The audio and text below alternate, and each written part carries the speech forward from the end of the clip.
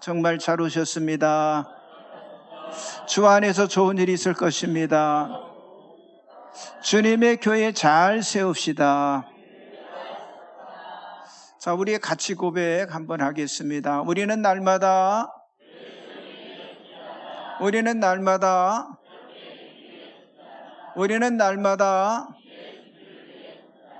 아멘. 자, 오늘은 누가복음 15장 11절에서 24절의 말씀을 가지고 즐거워하고 기뻐하자라는 제목으로 은혜를 나누기를 원합니다. 자, 17세기에 영국의 국교회, 영국교회를 반대하는 전통적인 복음주의자들인 개신교 신자들을 뜻하는 청교도들이 이제 영국교회와의 갈등으로 도저히 그곳에 머물 수가 없어서 신대륙인 미국의 플리모스로 그들이 이주를 하게 됩니다. 자, 플리모스에 이주한 그들은 큰 수확을 거두지 못하며 흉년과 그리고 식량난으로 고생했고요. 또 미국에 올 때 그냥 온 게 아니잖아요. 배를 빌려서 타고 왔어요. 그 빛을 진 이자가 불어나서 경제적으로도 굉장히 어려운 가운데 있었습니다. 더구나 이게 새로운 지역에 가면 풍토병이 있잖아요. 전염병까지 유행해서 그들 건강에도 문제가 생겼고요. 날씨도 좋지 않았어요. 또한 그들은요, 신앙과 생존권을 지키기 위해서 무기를 든 인디언들과 또 싸움을 해야만 했었습니다. 그럼에도 불구하고 이 청교도들은요, 하나님께서 자신들을 돌봐주실 것을 믿고 1621년 11월에 3일 동안 오늘 우리가 이 초청에서 총동원주의를 지키는 것처럼요, 그 어려운 가운데서도 자신들을 돌봐준 90명의 인디언들을 초청해서 감사의 축제에 예배를 드렸는데 이 일로 인해서 추수감사절이 유래가 된 거예요. 자, 가난과 어려운 환경 속에서도 믿음으로 감사를 드린 이 청교도들의 그 뿌리 내린 그 신앙으로 말미암아, 여러분 우리가 잘 알죠? 미국은 세계에서 가장 영향력 있는 국가가 되었다고 하는 거예요. 그렇습니다. 하나님의 백성들에게는 가졌거나 못 가졌거나, 아니 잃었거나 아니 찾았던 간에 세상 사람과 다른 그런 차원의 기쁨이 있는데 그것을 뭐라고 말하냐? 영적인 기쁨이라고 하는 거예요. 여러분, 성경 66권 1189장으로 되어 있어요. 이 1189장 가운데 하나님의 기쁨을 간이 표현한 곳이 있다면 바로 오늘 우리가 같이 말씀을 봉독했던 이 본문 누가복음 15장입니다. 이 누가복음 15장에는 기뻐한다, 즐거워한다라는 말이 12번이나 반복적으로 등장을 하고 있다고 하는 거예요. 그런데 오늘 본문에 보니까 줄임배를 움켜쥐고, 아니 피땀 흘려 모은 아버지의 재산을 다 탕진하고 돼지 농장의 품꾼으로 전략해서 끝내는 견디지 못하고 돌아오는 탕자의 모습이 성경에 기록이 되어 있어요. 여러분, 이런 경우라면 여러분이 보면하면 과연 어떻게 하시겠습니까? 자, 오늘 이 본문의 말씀을 성경은요, 아니 많은 사람들은 탕자의 비유다 이렇게 이야기를 해요. 그러나 성경 어디에서도 하나님은 우리 인간을 탕자라고 표현을 하신 적은 없으십니다. 여러분, 예수님은 이 땅에 계실 때 주님 앞으로 돌아오는 수많은 주인들을요, 다 친구로 영접해 주셨고요. 아니, 죄인들을 잃어버린 아들로 여겨주셨고요. 예수님은 다 이들의 가족이 되어주셨다고 하는 사실이죠. 여러분, 간혹 우리 부모님들 자녀를 잃어버린 그런 경험이 있는 경우가 있잖아요. 자, 자녀를 잃어버렸을 때 부모와 자녀, 누가 더 애를 타겠습니까? 여러분, 가슴이 타고 간장이 녹는 부모 마음은요, 길을 잃고 울고 있는 그 자녀의 마음과는요, 이건 비교할 수가 없는 거예요. 마찬가지로 오늘 본문에 보니까 잠을 자지 못하고 고통하는 사람은요, 집을 나간 탕자가 아니라 바로 아버지였다고 하는 거예요. 그렇다면 본문에 나타나는 이 아들과 아버지의 모습은 과연 어떤 모습일까? 첫째는요, 아들은 아버지를 떠났다고 하는 거예요. 여러분, 주보 가운데, 나눠들은 주보 가운데 열어보시면 말씀들이 쭉 나와 있어요. 자, 누가복음 15장 12절 13절을 같이 한번 보겠습니다. 그 둘째가 아버지에게 말하여, 아버지여, 재산 중에서 내게 돌아올 분깃을 내게 주소서 하는지라. 아버지가 그 살림을 각각 나눠주었더니 그 며칠이 안 되어 둘째 아들이 재물을 다 모아가지고 먼 나라에 가 거기서 허랑방탕하여 그 재산을 낭비하더니. 아멘. 자, 여기 먼 나라에 갔다고 하는 건요, 영적으로 말하면요, 하나님의 품을 떠나서 세상의 나라로 떠났다는 이야기예요. 자, 이 아들은 아버지의 품을 떠날 때부터 그 마음의 동기가 굉장히 불순했어요. 그리고 아버지의 그 사랑의 간섭이 너무도 싫었습니다. 그래서 아버지로부터 자기에게 돌아올 분깃을 청구해서 자기가 사는 나라도 아닌 먼 나라로 갔다라고 말하고 있어요. 그리고 그 분깃을 오직 자신만을 위해서 계획을 하고 그걸 또한 사용을 했다고 하는 사실이죠. 여러분, 오늘 현대인들이 저지르는 큰 죄악이 있다면요, 하나님이 주신 것을 마구 탕진하고 있다고 하는 거예요. 여러분, 우리 대한민국에서 2024년 한 해 동안 술로 소비된 금액이 얼마인지 아십니까? 10조.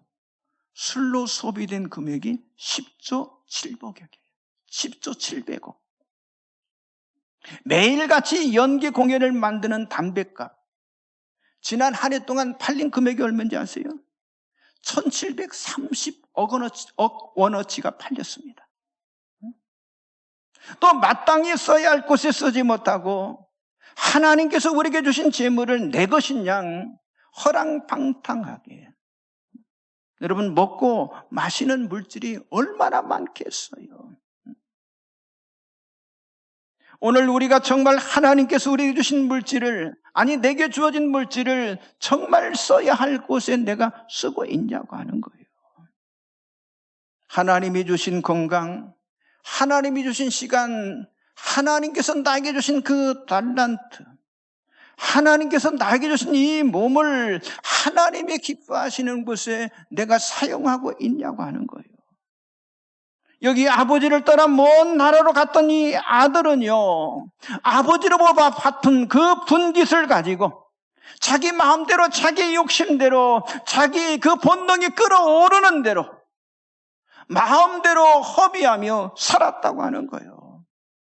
그런데 그 세월도 오래 가지 않아서 그 재산을 다 써버리고 말았어요. 무슨 말입니까? 세상의 향락은요, 잠시 잠깐이라고 하는 거예요. 여러분, 인간이 하나님께 주신 이 재물을 가지고 그냥 마음대로 허랑방탕하게 쓸 수 있습니다. 그러나 그것도요, 역시 잠깐이라고 하는 사실을 우리들에게 깨닫게 해주고 있는 거예요. 자, 말씀 보세요. 누가복음 15장 14절 17절 또 나와 있죠. 다 없앤 후 그 나라에 크게 흉년이 들어 그가 비로소 궁핍한지라. 가서 그 나라 백성 중 한 사람에게 붙여 사니 그가 그를 들러 보내어 돼지를 치게 하였는데 그가 돼지 먹는 쥐염 열매로 배를 채우고자 하되 주는 자가 없는지라. 이에 스스로 돌이켜 이르되 내 아버지에게는 양식이 풍족한 품꾼이 얼마나 많은가. 나는 여기서 주려 죽는구나. 아멘. 자, 배가 고파 죽게 된 이 아들은요, 그 나라의 백성 중 한 사람에게 붙여서 살게 되었다고 하는 거예요. 여러분, 하나님을 떠난 세상 나라에서 세상의 종로로, 마귀의 종로로 다며 살았다고 하는 거예요. 그 밑에서 돼지를 치고 돼지처럼 꿀꿀거리며 불평하며 살았고요. 아니, 돼지가 먹는 그 쥐염 열매로 배를 채우고자 했지만은 뭐라고 그랬어요? 주는 자가 없었더라고 성경은 기록하고 있잖아요. 그렇습니다. 하나님을 떠난 자리는요, 언제나 흉년이라고 하는 거예요. 아니, 굶주림만 있을 뿐이라고 하는 거예요. 악의 굶주리고 욕망의 굶주리고 재물의 굶주리고 여러분 명예의 굶주릴 수밖에 없다고 하는 사실이죠. 여러분, 여기 하나님을 떠나서 자유를 찾아간 이 아들의 결말, 말로가 어떻게 되었냐고 하는 거예요. 이 아들은 자유를 찾아갔지만은요, 자유를 찾는 게 아니라 죄의 종이 되고 말았어요. 아니, 잘 살아보기 위해서 떠났지만은요, 돼지 쥐염 열매를 지금 먹을 수밖에 없었어요. 아니, 돈이 있을 때는 동무도 많았지만은 이제는 다 흩어졌어요. 이제는 친구가 있다면 돼지뿐이었습니다. 큰 야망을 가지고 아버지의 품을 떠났지만은 결국 남은 것은 절망과 공포와 그리고 굶주림뿐이었다고 하는 거예요. 그렇습니다. 하나님을 떠난 인간의 모습이 바로 이와 같은데, 그렇죠. 늙어갈수록 외롭고 힘들 뿐이고요. 정말 죽을 때는 깊은 고독과 절망의 고통 속에 빠질 수밖에 없는 그런 인생이 바로 우리들의 인생이라고 하는 거예요. 여러분, 오늘도 우리 주변에는 재물을 추구하다가 재산을 잃고 사업이 파산된 다음에 그때야 하나님을 생각하며 하나님 앞에 돌아오는 사람들이 얼마나 많이 있습니까? 권력을 즐기다가 권력이 하루 만에 침몰된 후에 아버지의 집을 생각하는 그런 사람도 있잖아요. 여러분, 우리들에게 주신 건강과 젊음을 우리가 자랑합니다만 사실 이것도 자랑할 것이 못 되잖아요. 순식간에 건강을 상실하고 죽음의 선고를 받는 사람들이 얼마나 많이 있습니까? 성도 여러분, 아버지께로 그리고 하나님께로 돌아가는 길이 사는 길이라고 하는 사실을 여러분들이 믿으시기 바랍니다. 옆 사람 좀 인사하세요. 하나님 아버지께로 돌아갑시다. 하나님을 떠나지 맙시다.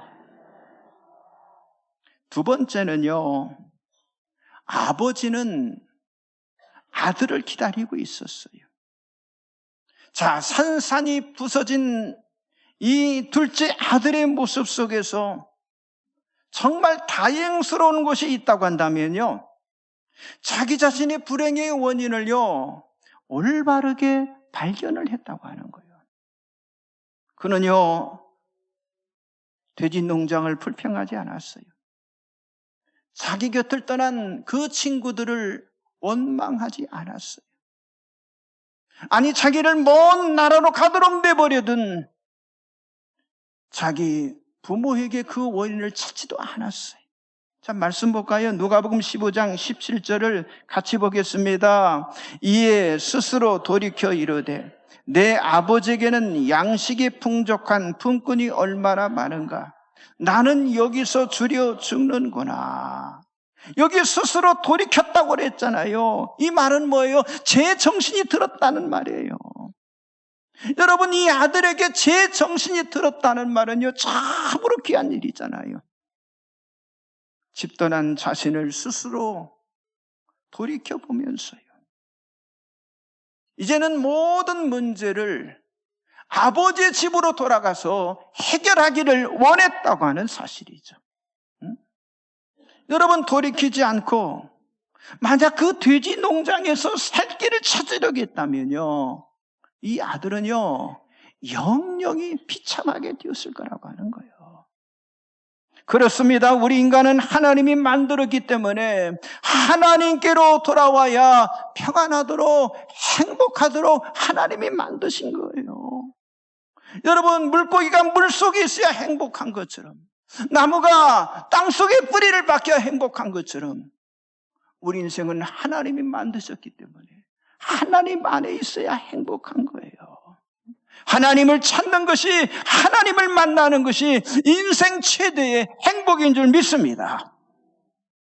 그런데 하나님의 집에 왔는데도 만약 내가 하나님 앞에 회개할 것이 없다면요, 그건요, 내 자신이 심각하게 병든 상태에 있는 거예요. 여러분, 교회 가기 싫은 사람, 그 사람은 팔자가 센 사람으로, 그 사람은요, 지금 지옥의 불 가운데로 계속 향하고 있는 사람이에요. 여기 아버지를 떠난 둘째 아들은요, 제 정신이 들자마자 누가 생각났겠어요? 아버지의 집이 생각난 거예요. 자, 누가복음 15장 18절 19절 같이 보겠습니다. 내가 일어나 아버지께 가서 내가 하늘과 아버지께 죄를 지었사오니 지금부터는 아버지의 아들이라 일컬음을 감당하지 못하겠나이다. 나를 품꾼의 하나로 보소서 하리라 하고, 그는 이제라도 아버지께로 돌아가겠다. 아버지 앞에 가서 감히 아버지 아들이라고 불리워지지는 못할 망정 정말 품꾼의 하나라도 받아달라고 호소하기로 결단을 했다고 하는 거예요. 여러분, 이 아들을 통해서 우리가 배울 점이 뭡니까? 바로 자기 자신의 지금 줄여 죽게 된 모습을 자기가 발견했다고 하는 거예요. 아버지의 품을 떠나 있는 동안에 여러분, 양심에 외쳐대는 아버지의 그 음성을 이 아들이 소멸하지 않았다고 하는 거예요. 자, 누가복음 15장 20절 다시 보세요. 보겠습니다. 이에 일어나서 아버지께 돌아가니 아직도 거리가 먼데 아버지가 그를 보고 측은히 여겨 달려가 목을 안고 입을 맞추니, 뭐라고 그랬어요? 이에 일어나서 아버지께로 돌아가니라. 여러분, 이 말씀처럼 죄인이 돌아갈 곳은요, 한 곳밖에 없는 거예요. 누구의 품이에요? 아버지의 품이에요. 아버지의 품. 마찬가지로 하나님 떠나 죄 가운데 살아가는 정말 우리들이 돌아가야 할 곳은요, 십자가에 달린 주 예수 그리스도, 그 그리스도를 믿음으로 하나님 아버지 품에 안기는 곳인 줄 믿습니다. 여러분, 기독교는 생각만 하는 종교가 아니에요. 여러분, 기독교는 나의 지난 날을 후회만 하는 그런 종교가 아니라니까요. 기독교는 기자리에서 곧 일어나서 하나님께로 돌아가는 것으로, 즉 결단과 행동이 필요한 거예요. 여러분, 반면에 아버지를 한번 생각해 보세요. 아버지는 짐당한 자식이 돌아오기를 기다리고 있었습니다. 이미 아버지는 다 용서해 놓고 기다리고 있었던 거예요.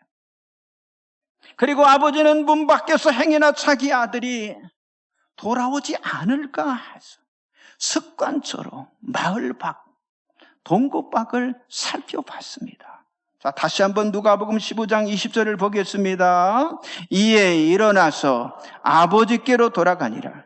아직도 거리가 먼데 아버지가 그를 보고 측은히 여겨 달려가 목을 안고 입을 맞추니, 아들이 집을 나갈 때와는 전혀 다르게 지금 거짓골로 되어서 돌아오는데도 아버지는요, 먼 곳에서 자기 아들을요, 한눈에 알아보고 달려간 거예요. 여러분, 이 아버지는 아들을 우연히 쳐다본 것이 아니라니까요. 아니, 밤낮 없이 아들을 애타게 기다렸기 때문에 아직도 거리가 먼 그 희미한 모습을 보고도 저게 내 아들이다, 자기 아들을 알아볼 수가 있었다는 거예요. 성경은 분명히 이렇게 말합니다. 아버지가 아들을 먼저 보았다라고 말씀하고 있어요. 여러분, 우리가 하나님 앞에 하나님 나 살려주세요 먼저 소리친 것이 아니라고 하는 거예요. 하나님이 먼저 우리를 부르고 우리를 보고 계셨다고 하는 사실이죠. 여러분, 아버지의 자비의 눈이 아들의 회개의 눈보다 빨랐고요, 아버지의 그 눈은요, 모든 것을 보고 있으셨다고 하는 거예요. 사창가에 머물며 보냈던 그 수많은 밤, 거리에서 술에 취해서 비틀거리며 방황하던 그 아들을, 아니 돼지 농장에 앉아서 자기 자신의 신세를 한탄하며 절망에 빠져있던 그 절박한 모습을, 아니 충혈된 눈과 굶주림과 피곤해 지친 그 아들의 영혼을요, 누가 보고 있었다는 거예요? 아버지가 보고 있었다는 거예요. 그 아버지가. 그렇습니다. 불꽃 같은 눈으로 모든 것을 감찰하시는 하나님의 눈동자는요, 여러분의 죄악을, 여러분의 슬픔을, 여러분의 고독을, 여러분의 갈등을, 여러분의 문제를 다 보고 계신다고 하는 거예요. 그리고 손들고 돌아오는 여러분을 하나님은 먼저 보시는 거예요. 그리고 달려와 우리를 안아주실 줄 믿습니다. 여러분, 하나님은 우리에게 아직도 돌아와야 할 자녀가 있고, 그리고 가족이 있다라고 말씀하시는 거예요. 그 가족 중에는 나의 자녀가 있고, 나의 부모가 있고, 나의 남편이 있고, 나의 아내가 끼어 있을 수도 있습니다. 그러니까 애타게 기다리시는 그 아버지의 마음을 여러분들이 좀 헤아려 보시기를 바랍니다. 그 가운데는요, 우리 자신일 수도 있어요. 그 가운데 여러분의 가족이 들어 있습니다. 아니, 몸은 여기 와 있는데 마음이 먼 곳에 앉아 있는 그런 분도 있잖아요. 여러분의 자녀들은 정말 하나님 아버지의 그 품에서 영적인 쉼을 누리면서 살아가고 있습니까? 여러분, 나의 소중한 사랑하는 사람들, 나의 소중한 사랑하는 친구들, 나의 소중한 이웃들을 하나님 품에 돌아가게 하는 일에 여러분들이 쓰임을 받으시기를 주님의 이름으로 축복합니다. 옆 사람 좀 인사하세요. 아버지께로 돌아가게 합시다. 마지막 세 번째는요, 아버지는 아들을 용납했습니다. 자, 아버지는 참으로 많은 밤을 지새우며 둘째 아들로 인해서 눈물을 흘렸을 거예요. 그런데 그 아들이 먼 나라에서 지쳐 죽어가고 있을 때 아버지는 가슴을 찢으며 사랑하는 그 자녀를 위해서 기도하고 있었다고 하는 사실이죠. 자, 이런 아버지께서 집을 향해 돌아오는 아들을 보는 순간 아버지가 먼저 달려갔잖아요. 그리고 그 아들을 끌어안고 입을 맞췄습니다. 여러분, 아버지는 악취가 풍기는 그 아들의 몸을 끌어안았어요. 여러분, 악취가 코를 찔렀지만은, 그러나 이 아버지는 개의치 않고 아들을 품에 안고 그 아들의 입에 자기의 입을 맞추게 되었다고 하는 거예요. 그리고 아버지는요, 아들에게 한마디도 책망하지 않았어요. 여러분, 우리 같으면 책망해야 하잖아요. 아니, 책망할 법도 한데 한마디도 하지 않았어요. 그 아들이 부끄러워하는 줄 아시고 그 아들이 슬퍼하며 뉘우치는 걸 다 아시고 한마디도 묻지 않았다고 하는 거예요. 사랑하는 성도 여러분, 오늘 이 자리에 참석한 여러분, 하나님은 바로 이런 분이신 줄 믿습니다. 우리가 교회에 나오자마자, 우리가 주의 이름을 부르자마자, 우리의 죄를 고백하고 우리가 회개하자마자 하나님은 큰 사랑으로, 큰 자비로 우리를 감싸주시며 우리를 싸매어 주시는 그런 분이시라고 하는 거예요. 우리 하나님은 여러분이 주님의 교회를 돌아오기를 너무도 오랫동안 기다리시다가, 아니, 여러분의 발걸음을 보자마자 넓은 가슴을 가지고 여러분을 영접해 주시는 분이시라고 하는 거예요. 우리 인간은요, 언제나 이 조건적인 사랑만 받고 우리들이 살아왔기 때문에 사실 이 무조건적인 하나님의 아버지의 사랑을 우리 인간은 이해할 수가 없어요. 이해를 하지 못하는 거예요. 그러나 우리들이 이해를 하든 안 하든 하나님은 무조건 우리를 사랑하시고 용서하시는 줄 믿습니다. 아무 조건 없이 받아주신다고 하는 거예요. 자, 누가복음 15장 22절 23절 같이 보겠습니다. 아버지는 종들에게 이르되 제일 좋은 옷을 내어다가 입히고 손에 가락지를 끼우고 발에 신을 신기라. 그리고 살찐 송아지를 끌어다가 잡으라. 우리가 먹고 즐기자. 자, 아들을 보니까요, 발이 다 부르텄어요. 응? 좋은 신발을 신기라라고 말합니다. 응? 여러분, 여기 탕자를 품는 아버지처럼 내 힘만으로, 내 지혜로 살다가 돌아온 우리를 하나님은 주의 사랑의 힘으로, 성령의 힘으로 살도록 하나님 우리들에게 사랑의 신발을 신겨주시는 줄 믿습니다. 아니, 손에 가락지를 내어다가 끼워주심으로 이제는 당당한 아들로 인정해 주시는 거예요. 이제는 품꾼의 하나가 아니라 다시 상속자로 삼아주시겠다고 하는 거예요. 좋은 옷을 내어다가 입혔습니다. 의의 옷을 입혀주신 거예요. 이 못난 아들을 향해서 아버지는 그래, 네가 의롭다, 네가 거룩하다, 네가 귀하다라고 말씀하시는 거예요. 그리고 살찐 송아지를 잡아서 후한 잔치를 베풉니다. 온 이웃들이 기뻐합니다. 여러분, 성경에 이런 잔치가 어디에 나옵니까? 없어요. 최고의 잔치를 베풀었어요.